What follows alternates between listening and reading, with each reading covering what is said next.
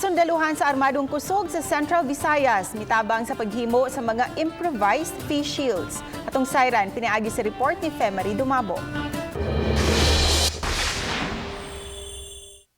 Gawas sa pagtabang aron mapatuman ang kahapsayaw kalinaw diha sa kadalanan, pagpatuman sa mga kamanduan sa gobyerno, pag-contain o pagpakgang ang kuyana pa ang coronavirus.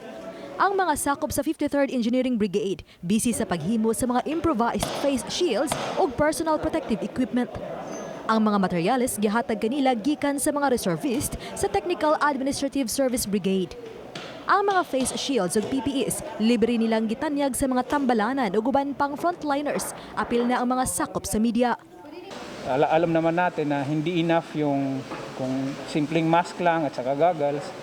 At least kung mayroong face shield, mayroong added protection yung ating mga frontliners. Masaya po kami rito kahit dito kami sa loob. Tumutulong po kami dun sa mga frontliners. Yan po sa mga, especially po yung doon talaga actual dun sa labas na aktual na tumutulong dun sa mga kababayan po natin.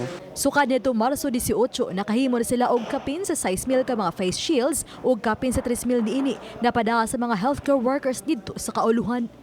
Sa mga nagtinguha pa nga mahatagan sa ginama nga mga improvised face shield o PPE sa AFP, mahimo ninyo silang makontak pinaagi sa FB account nga Visayas Builders. Kahit isipin natin yung ating pamilya, kung in the end yung ating pamilya magkakaroon ng infection, malaking problema rin po sa amin. Alam naman natin na kaming kasundaluhan, yan po yung aming trabaho na kun kaniadto sagad sa ato mga sundalo ato makita nga bit-bit ang nagadang klase sa mga armas ug ang mga combat support ana agyod sa gawas. Karon ato makita nga anias lasod sa ilang mga buhatan busy sa paghimo sa mga improvised face shield ug PPE. Kay alang kanila mas panahon karon sa pagtinabangay labi na ning guba batok sa coronavirus. Uban ni Cleofer Lumayag, ako si Femery Dumabo, Balitang Bisdak.